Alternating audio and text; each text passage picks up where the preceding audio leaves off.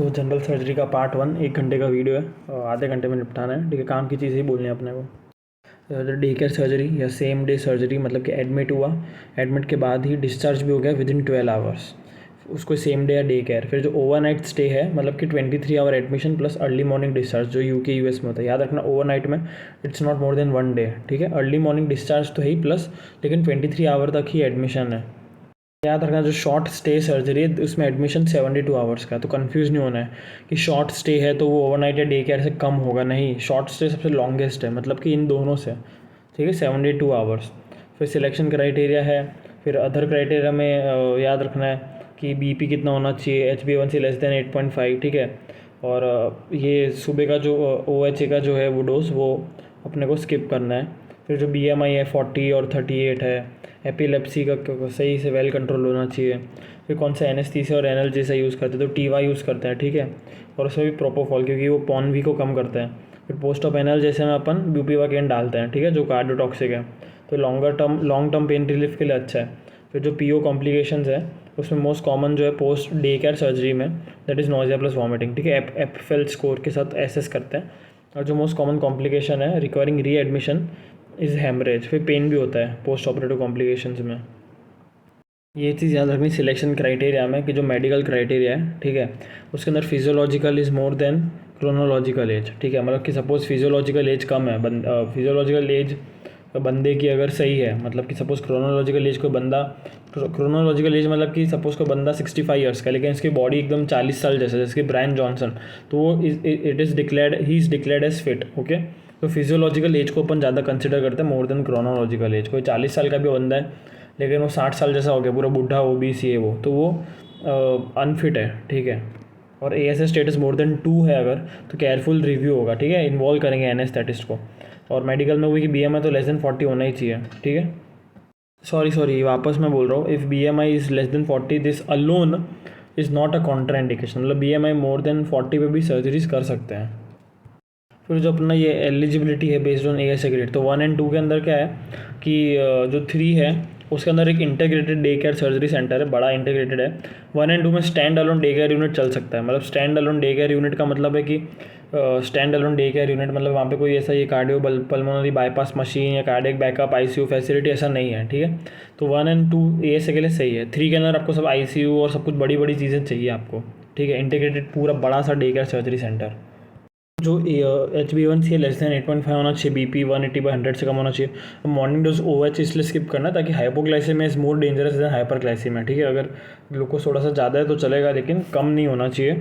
ठीक है, इसलिए जो OH है ओरल हाइपोग्लाइसेमिक एजेंट वो अपन स्किप करते हैं, सिर्फ मॉर्निंग डोज। ठीक है, डिस्चार्ज क्राइटेरिया के अंदर वही याद रखना है कि भाई वाइटल साइंस स्टेबल होने चाहिए 1 घंटे तक, time place person oriented, pain control हो जाना चाहिए किससे, ओरल एनाल्जेसिया से, and can understand how to use it. फिर ओरल फ्लूइड्स लिए हैं उसने, यूरिन पास किया है, मिनिमल वोन डिस्चार्ज ब्लीडिंग, ड्रेस कर सकता है, walk wear appropriate, responsible adult to take them home होना चाहिए वहाँ पे। ठीक है, ये डिस्चार्ज क्राइटेरिया है। ERAS प्रोटोकॉल इंपॉर्टेंट है, एनहेंस्ड रिकवरी आफ्टर सर्जरी। ठीक है, A is after, enhanced recovery after surgery, ये एक सेट ऑफ प्रोटोकॉल्स है कि पेशेंट होम जल्दी जाए और सेफर जाए। ठीक है, सर्जरी के बाद तो 3 है इसके अंदर, प्री ऑप, इंट्रा ऑप और पोस्ट ऑप। ठीक है, तो प्री ऑप के अंदर क्या क्या करते हैं अपन, मतलब ये सब चीज़ें करेंगे अपन तो फिर पेशेंट जल्दी ठीक होगा और जल्दी घर जाएगा सेफली। ठीक है, तो प्री ऑप में वही काउंसलिंग कर रहे हैं। फिर अवॉइड मैकेनिकल बावल प्रिपरेशन, मतलब उसको जो बाउल क्लीन कर रहे हैं, ठीक है, तो वो ऐसे नहीं कर रहे कि अपन उसको बहुत सारा ये दे दिया अपन ने, क्या बोलते हैं, PEG या फिर लेग्जेटिव्स दिए। ठीक है, वैसे क्लीन नहीं कर रहे अपन, इसको बोलते हैं बावल प्रिपरेशन। तो जो अवॉइड करना है मैकेनिकल बाउल प्रिपरेशन को। ठीक है, क्योंकि अगर वैसे अपन दे रहे हैं जैसे कि बहुत जल्दी वो डायरिया वो सब कर रहे हैं, और डायरिया मतलब कि वो निकाल रहा है, ठीक है, लेग्जेटिव्स के थ्रू, तो उससे due to there would be fluid and electrolyte imbalance. ठीक है, तो क्या करना है अपने को कि उसको बोलना है कि भाई NPO रखना है उसको। ठीक है, permitted to take prior to surgery, जैसे कि सॉलिड्स अप टू 6 आवर्स। ठीक है, तो 6 घंटे तक खाना नहीं खाना है, और जो क्लियर कार्बोहाइड्रेट रिच लिक्विड्स हैं, ठीक है, can be given up to 2 hours. ठीक है, मतलब कि कार्बोहाइड्रेट लोडिंग, सपोज़ कोई एकदम कार्बोहाइड्रेट रिच लिक्विड जो है, ठीक है, वो आप 2 घंटे पहले भी ले सकते हो, लेकिन 2 घंटे में बंद कर देना है। ठीक है, 2 घंटे पहले ले सकते हो, और सॉलिड 6 घंटे। फिर इंट्रॉप में वही मिनिमल इन्वेजिव ब्यूपीवाकेन देते हैं अपन पोस्ट। फिर हाँ, ब्यूपीवाकेन दिया अपन ने, इंट्रॉप में आएगा, याद रखना ब्यूपीवाकेन, भले पहले के पेज में पोस्ट ऑप था।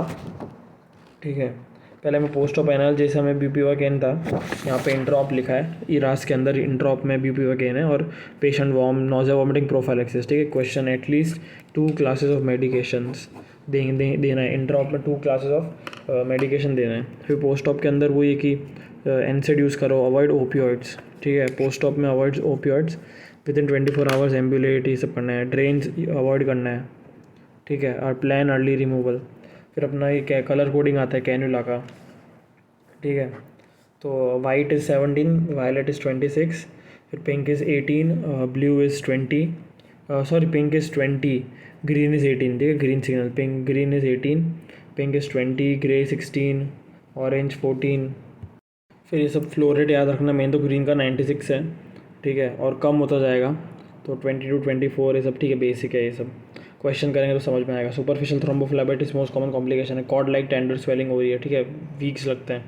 इसमें अपन एक थ्रोम्बोफोब देते हैं, बस याद रखना थ्रोम्बोफोब दैट इज टॉपिकल हेपेरिनॉइड्स, ठीक है। Most common complication of cannula insertion is superficial thrombophlebitis.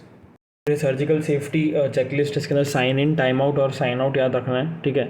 Sign in मतलब कि पेशेंट को अपन ला रहे हैं, ठीक है, मतलब कि वार्ड से ओटी में जो शिफ्ट कर रहे हैं अपन, ठीक है, उसमें, ठीक है। Time out is before skin incision और साइन आउट, ठीक है।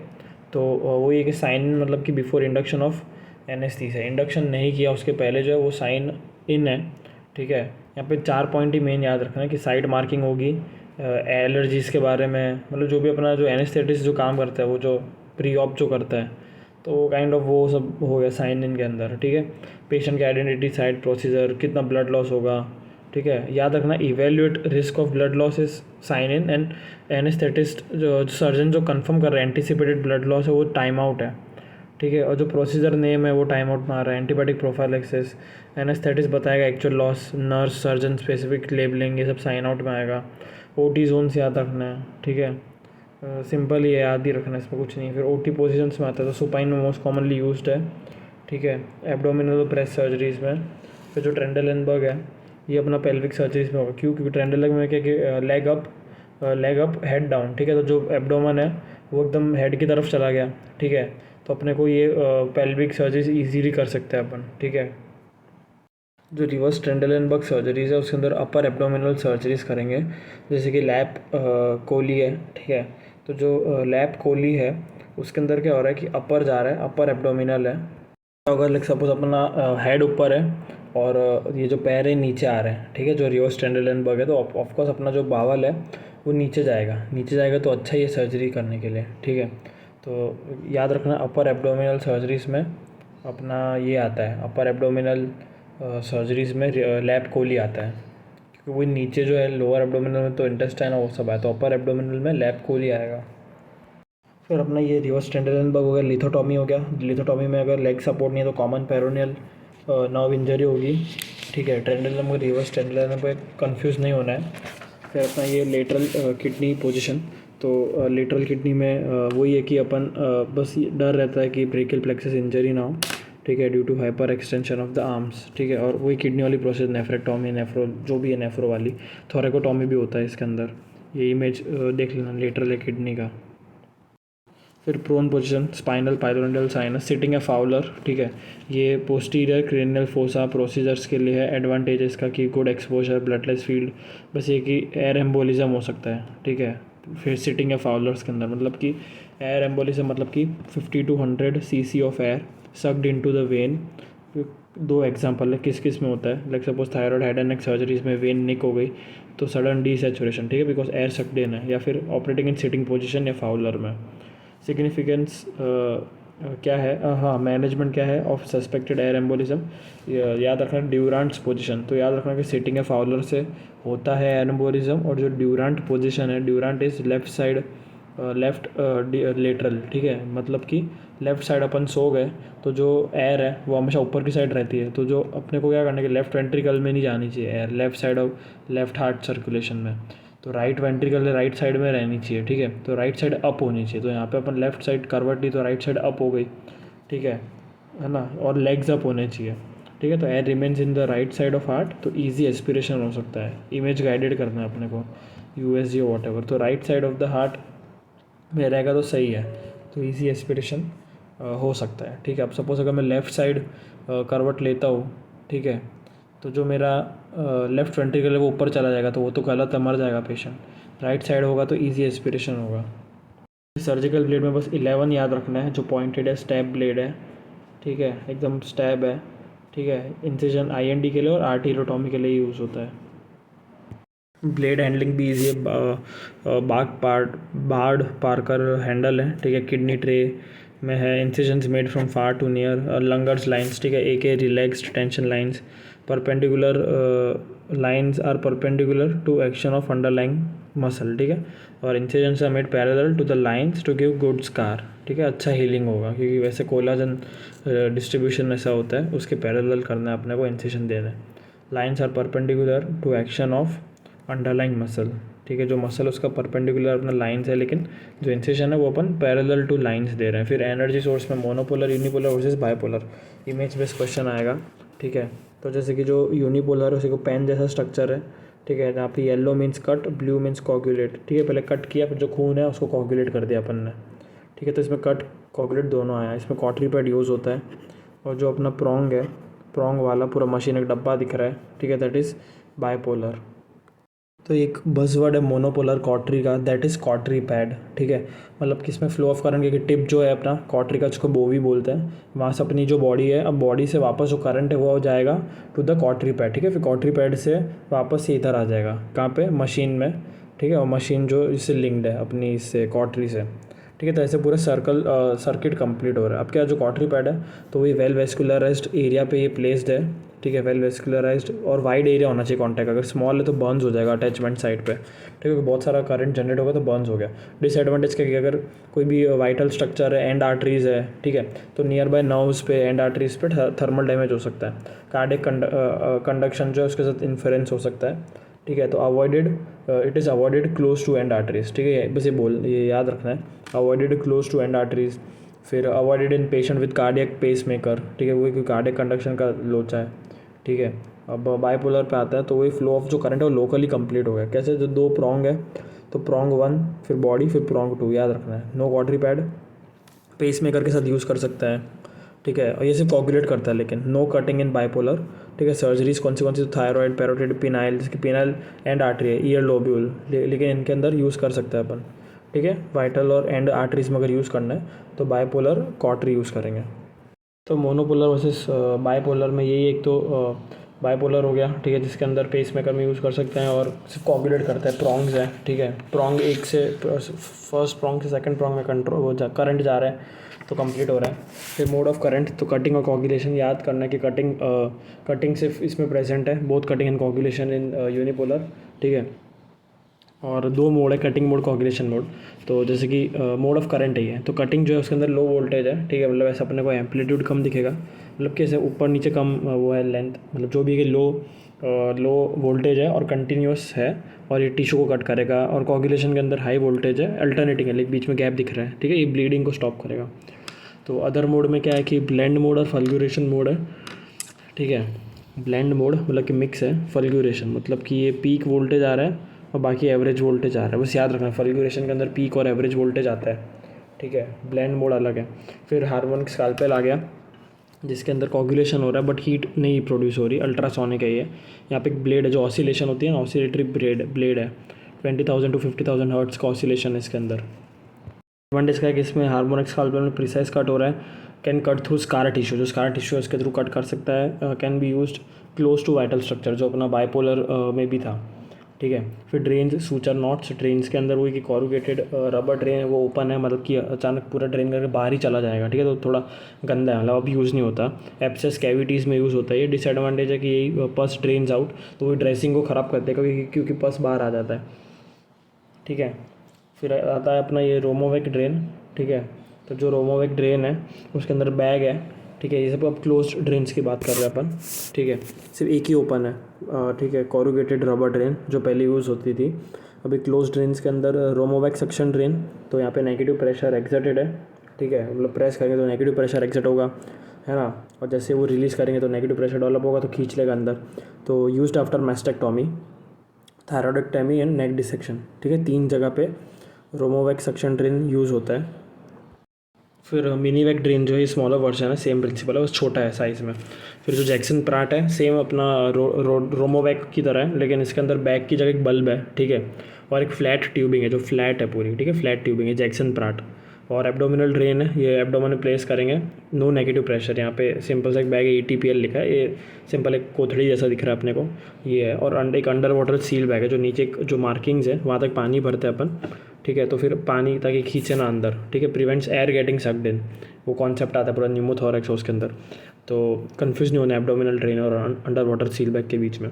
तो एब्डोमिनल ड्रेन तो placed in abdomen, no negative pressure, ठीक है। फिर अंडर वाटर सील बैग हो गया, ठीक है। एंड ऑफ द ट्यूब, जो एंड ऑफ द ट्यूब है इज सबमर्ज अंडर वाटर, ठीक है, तो एयर नहीं आएगी अंदर। फिर ये नॉट्स और सूचर्स, तो 3 नॉट याद रखना अपने को। पहले तो 2 जो एक जैसे जो है, एक तो ग्रैनी या स्लिप नॉट, ठीक है, और रीफ या स्क्वायर, दोनों के बीच में डिफरेंस आएगा फोटो में, इमेज बेस्ड क्वेश्चन में। तो जो ग्रैनी या स्लिप नॉट है उसके अंदर बीच में जो है क्रॉसिंग्स अपोजिट है, एक जगह पिंक क्रॉस कर रहा है तो नीचे ब्लैक क्रॉस कर रहा है, या फिर जो साइड में है अबव बिलो बिलो अबव है।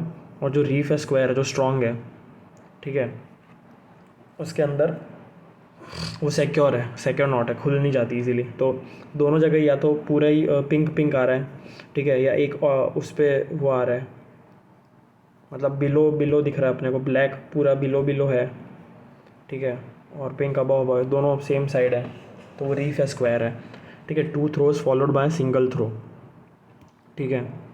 और ग्रैनीस तो सिक्योर नहीं है, खुल जाती है, ठीक है। सर्जन्स नॉट जो है 2 throws followed by single throw, ठीक है। सर्जन्स नॉट में ऐसा दिख रहा है अपने को ये।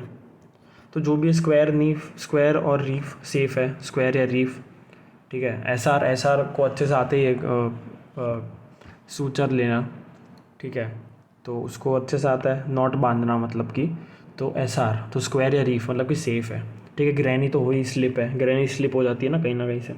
और सर्जन नॉट भी सही होता है, तो सब में ये कि 2 throws followed by single throw, ठीक है, 2 थ्रो बाद में एक सिंगल थ्रो। तो ये हो गया अपना। फिर सूचर पे आते हैं, तो सूचर के अंदर वो एक एज शुड बी इवर्टेड, ठीक है, एज अंदर नहीं इवर्टेड होनी चाहिए, ठीक है। नीडल जो परपेंडिकुलर, नीडल की जो एंट्री है वो स्किन से परपेंडिकुलर होनी चाहिए, ठीक है। और बाइट ऑन ईच साइड वाला जो अपन अंदर डालते हैं उसको एक्स बोलते हैं अपन, ठीक है। एक साइड से नीडल को डाल रहा हूँ मैं, फिर दूसरी साइड से निकाल रहा हूँ, तो bite on each side is x, ठीक है। और जो डिस्टेंस बिटवीन 2 सूचर्स है दैट इज़ 2x, ठीक है, where x is the depth of the skin, ठीक है, डेप्थ ऑफ द वुंड है x, ठीक है। अब जो ये टाइप है, ठीक है, सूचर के, तो सिंपल सूचर और मैट्रिक्स सूचर, ठीक है। और सिंपल सूचर में ये कि एज इवर्जन नहीं होगा, मैट्रिक्स सूचर में हीमोस्टैटिक सूचर है, ब्लीडिंग भी कम करेगा, इवर्जन भी होगा। अब डिफरेंस क्या है वर्टिकल हॉरिजॉन्टल में, तो ये देखना है कि जैसे कि हॉरिजॉन्टल है, सपोज एक जगह से नीडल डाला अपन ने, ठीक है, फिर वापस अपन जब वहाँ से ले रहे हैं तो अपन डेप्थ जो है वो सेम डेप्थ होगी, ठीक है। जैसे पहली जगह से मैंने डाला, फिर दूसरी जगह भी डाला, तो वो भी सेम डेप्थ है, ठीक है, जो भी है ना। जो अपने को एरो वाइज दिख रहा है ये फोटो में, हॉरिजॉन्टल मैट्रिक्स में एक जगह से डाला, फिर वो से दूसरी जगह वहाँ से वापस बैक गए अपन, यू टर्न लेके जो डाला अपन है, तो ये सेम डेप्थ है, दैट इज़ हॉरिजॉन्टल मैट्रिक्स, ठीक है। और जो वर्टिकल है उसके अंदर एक बार तो अपन ने डीप डाला, फिर वापस जब लाए अपन नीडल, ठीक है, तो वो फिर सुपरफिशियल है, तो वो वर्टिकल मैट्रिक्स सूचर है। फिर अपना सब क्यूटिकुलर सूचर आता है कि कोई नीडल मार्क नहीं है, suture is buried from inside, और कोई कॉस्मेटिकली अच्छा है। सूचर मटेरियल जो यूज़ होता है यहाँ पे ये एब्जॉर्बेबल होगा, ठीक है, ऑन कटिंग नीडल 30 या 40 मोनोक्रिल यूज़ होता है। तो इसमें सब क्यूटिकुलर में 30 या 40 मोनोक्रिल यूज़ होता है, ठीक है। और मोनोक्रिल एब्जॉर्बेबल सूचर है। और कटिंग नीडल, ये 2 टाइप पढ़ेंगे अभी, कटिंग राउंड बॉडी, ठीक है। और जो पर्स स्ट्रिंग सूचर है वही अपना यूज़ किया इसके थियर्स वायरिंग में, मतलब that is rectal prolapse surgery, cervical and cerclage in cervical incompetence, और to bury the appendicular stump. फिर नीडल के टर्म्स एंड टाइप, ये क्वेश्चन पूछा गया। स्वेज्ड एंड, ठीक है, जहाँ पे नीडल अटैच्ड है, जहाँ पे सूचर मटेरियल अटैच्ड है। फिर नीडल को कहाँ से करना है, तो अपने को स्वेज्ड एंड के पास में रखना है, ठीक है, मतलब कि 1/3 from swaged end and 2/3 from the pointed end. और बाकी जो नीडल है उसको बॉडी है, ठीक है। फिर जो बॉडी जो है उसको अगर अपने क्रॉस सेक्शन में काटा अपन ने, ठीक है, तो अपने को 2 टाइप का मिलेगा। एक तो राउंड बॉडी नीडल है जिसका मतलब कि राउंडेड क्रॉस सेक्शन है, राउंड, ठीक है, सर्कल जैसा, तो वो एट्रोमेटिक है। अब ए ट्रॉमेटिक है अगर, मतलब तो अच्छी बात है ना, तो ए ट्रॉमेटिक है तो जो डेलिकेट स्ट्रक्चर्स हैं वहाँ पे यूज़ होगा, ठीक है। तो all these are the delicate. तो बाइल डक्ट हो गया, bile, bladder, bowel, blood vessel, ठीक है। बाइल डक्ट मतलब CBD, कॉमन बाइल डक्ट, ठीक है। फिर कटिंग रिवर्स कटिंग नीडल या रिवर्स कटिंग नीडल, मतलब कि ये ट्रायंगुलर सेक्शन है, ट्रायंगुलर है तो शार्प है, शार्प है मतलब कि ये टफ स्ट्रक्चर्स के लिए, मतलब कि जो शार्प है तो टफ वाले को काटेगा, तो इसमें सब एस आ गया, ठीक है। एस वाला मतलब मैं सौरभ हूँ, मैं टफ हूँ, तो मेरे लिए cutting reverse cutting needle use होगी, that is skin sheath fascia. अब नंबरिंग ऑफ सूचर्स जो है तो कैसे होता है, नंबर 1 इज़ द थिकेस्ट। फिर अगर अपन लाइक सपोज 1 के आगे 1 0 2 0 3 0, तो जो 0 नंबर जो ऐड किया अपन ने, ठीक है, तो जैसे जैसे अपन ने नंबर ऐड करेंगे सूचर फाइनर बनता जाएगा, ठीक है, ठीक है। जैसे जैसे अपन ने नंबर ऐड किया, ठीक है, मतलब 1 2 3 4 5 6 7 8 ये वो, ठीक है, तो फाइन हो गया, होता गया। और फिर अपन ने ये नंबर के बाद अपन ने 0 ऐड किया है, ठीक है, मतलब 0 हर नंबर पे ही आएगा, मतलब 1 के बाद कोई भी सूचर है, मतलब 1 के बाद 1 तो थिकेस्ट है, फिर 2 3 4 5 6 7 जो भी ऐड किया सब में 0 लगेगा, 2 0 3 0 4 0, ठीक है। और जितना ज़्यादा नंबर उतना ज़्यादा फाइनेस्ट, तो 11 0 फाइनेस्ट है। अब थिक और फाइनर सूचर में क्या डिफरेंस है, thick is easier to handle, finer is difficult to handle, ठीक है, मतलब ब्रेक या fractures are more common in finer, याद रखना ये। फिर टाइप ऑफ सूचर्स आते हैं, एब्जॉर्बेबल, नॉन एब्जॉर्बेबल, ठीक है। तो एब्जॉर्बेबल में भी सब जगह, मतलब एब्जॉर्बेबल में भी 2 नेचुरल सिंथेटिक, नॉन एब्जॉर्बेबल में भी नेचुरल सिंथेटिक। अब जो नेचुरल जो है एब्जॉर्बेबल में वो कैटगट है जो अब यूज़ नहीं होता, ठीक है, अब कोई रोल नहीं है। और वो शीप गट से आया, टेंसाइल स्ट्रेंथ है उसकी 21 to 28 डेज़, एब्जॉर्प्शन टाइम उसका 90 डेज़ है। क्रोमिक कैटगट मतलब क्रोमिक सॉल्ट की कोटिंग कर दी अपन ने। फिर सिंथेटिक आता है, तो सिंथेटिक में 3 आते हैं, मोनोक्रिल, वाइक्रिल और PDS, ठीक है। तो इनके नाम याद रखना है, केमिकल नेम और यूज़ याद रखना है। जो सूचर्स हैं, ठीक है, तो कैटगट शीप गट में से डिराइव्ड हुआ है। और टेंसाइल स्ट्रेंथ मतलब कि कितना टाइम टिश्यू को होल्ड कर सकता है जो सूचर है, ठीक है, दैट इज़ टेंसाइल स्ट्रेंथ, मतलब 21 to 28 डेज होल्ड कर सकता है कैटगट, ठीक है, जो स्ट्रक्चर्स है। एब्जॉर्प्शन टाइम मतलब कि 90 डेज, उतने में एंजाइमेटिक डिग्रेडेशन से एब्जॉर्ब हो जाएगा। फिर जो सिंथेटिक है, एब्जॉर्बेबल के अंदर सिंथेटिक 3 है। तो मोनोक्रिल है, ठीक है, ये एक मोनोफिलामेंट है, नाम में ही मोनोफिलामेंट मतलब कि सिंगल फिलामेंट है। मोनोक्रिल दैट इज़ पॉलीग्लाइकेप्रोन, ठीक है। और ये कैसे यूज़ करते हैं अपन, सब क्यूटिकुलर सूचरिंग के लिए, क्योंकि बहुत वो है, मोनोफिलामेंट है। और कटिंग नीडल पे, ठीक है। तो फिर आता है दूसरा वाइक्रिल, दैट इज़ पॉलीगैलेक्टिन, ये ब्रेडेड सूचर है। तो ब्रेडेड है मतलब बीच में बैक्टीरिया क्रेवा इसमें फंस सकता है, तो इन्फेक्शन रेट ज़्यादा है, तो 60 to 90 डेज़ लगेगा। यूज़ इसका वही 3 है, बाउल, ब्लैडर, CBD, ठीक है। फिर अपना ये जो है एब्जॉर्बेबल में आ गया वाइक्रिल और ये सब, ठीक है। पॉलीडायोजेनॉन, ठीक है, PDS। इसका एब्जॉर्प्शन टाइम 180 डेज़, मोनोफिलामेंट है, सेम वाइक्रिल वाला यूज़ है इसका। और नेचुरल में आता है इसका, ठीक है, सिल्क है, ये सब बोलने वाली चीज़ें हैं। बस सिंथेटिक में एक जेनकिंस थियरी है, जेनकिंस थियरी मतलब 4 times the length of the wound, ठीक है। सपोज रेक्टस शीथ है तो अपना वुंड का लेंथ है 10 सेंटीमीटर, तो 40 सेंटीमीटर जितना अपने को सूचर लेना है material, 4 times the length of the wound, ठीक है, इतना अपने को वो लेना है सूचर मटेरियल, ठीक है। फिर ये वेस्कुलर रिपेयर, एनास्टोमोसिस, इन सब में जो लिखा है ब्रैकेट में, ये सब लिखा है 1 3 0 3 0, मतलब कौन सा राउंड बॉडी, कटिंग नीडल, ये सब, ठीक है, और यूज़ हो गया। फिर ये जो वेस्कुलर रिपेयर है, ठीक है, तो प्रोलिन इंपॉर्टेंट है, प्रोलिन के अंदर ये आता है, ये रेक्टस शीथ क्लोजर और मैश रिपेयर और पॉलीप्रोपाइलिन मोनोफिलामेंट है प्रोलिन। और वेस्कुलर रिपेयर एनास्टोमोसिस में RB नीडल यूज़ होता है, ठीक है। राउंड बॉडी नीडल जो अपने को पता है कि बावल, ब्लैडर, ब्लड वेसल्स, तभी तो ब्लड वेसल में भी है, ब्लड वेसल में भी है एओर्टा, फीमोरल, पोप्लेटल, इनके अंदर 2 0 4 0 6 0, ठीक है। तो बढ़ता जाएगा। AFP 2 to 6 याद रखना है। फिर नाइलॉन, इथिलियन आ गया, इनका भी ये यूज़ आ गया। फिर ओवरऑल नेचुरल सूचर्स ज़्यादा टिश्यू रिएक्शन, इन्फ्लेमेशन करते हैं। और सिंथेटिक जो है नॉन एब्जॉर्बेबल सूचर, उसके अंदर पॉलिएस्टर यूज़ करते हैं अपन टेंडन रिपेयर के लिए। स्टील सूचर यूज़ करते हैं स्टर्नोटॉमी वुंड क्लोजर के लिए, which is done post coronary artery bypass graft, CABG procedure. फिर ये सूचर रिमूवल आ गया, ठीक है। क्वेश्चन पूछा स्काल्प और फेस का 5 to 7 डेज़, फेस का 3 to 5, बाकी सब में भी वैल्यू है, ठीक है। मतलब सूचर कब रिमूव करेंगे नॉन एब्जॉर्बेबल सूचर्स के अंदर। फिर बावल एनास्टोमोसिस पर आते हैं, इंपॉर्टेंट है। तो जो स्ट्रॉन्गेस्ट लेयर है बावल एनास्टोमोसिस में, दैट इज सब म्यूकोजा। ठीक है, क्वेश्चन है जो भी रेड है मतलब क्वेश्चन है। फिर ये इन्वर्टेड एजेस सूचरिंग, सब जगह इन्वर्टेड होता है, यहाँ पे इन्वर्टेड एजेस की सूचरिंग है। 3 मेथड है, तीनों में सिमिलर रिजल्ट है। ठीक है, एक तो ये सिंगल लेयर एनास्टोमोसिस हो गया। डबल लेयर के अंदर क्या है कि 2 लेयर, तो जो अंदर वाली जो है नीचे जा रही, जो इनर है, ठीक है, इनर सूचर वो एब्जॉर्बेबल है, जो सब लेयर पे दिख रहा है अपने को। ठीक है, ये सब लेयर पे दिख रहा है अपने को, चारों लेयर पे। ये डबल लेयर एनास्टोमोसिस की बात हो रही है। और जो आउटर सूचर है दैट इज़ नॉन एब्जॉर्बेबल। ठीक है, तो वो सिर्फ बाहर जा रहा है, वो सिर्फ सीरोमस्कुलर लेयर पे ही जा रहा है, वो म्यूकोजा पे अंदर नहीं जा रहा है। ठीक है, सीरोमस्कुलर लेयर पे ही जा रहा है। तो इनर कंटिन्यूस एब्जॉर्बेबल सूचर, ठीक है, जिसमें स्टिचिंग हो रही है ऑल लेयर की। और जो आउटर वाला है वो सीरोमस्कुलर है, जो इंटरप्टेड है। ठीक है, इंटरप्टेड नॉन एब्जॉर्बेबल सूचर। तो बस ये याद रखना है इसे।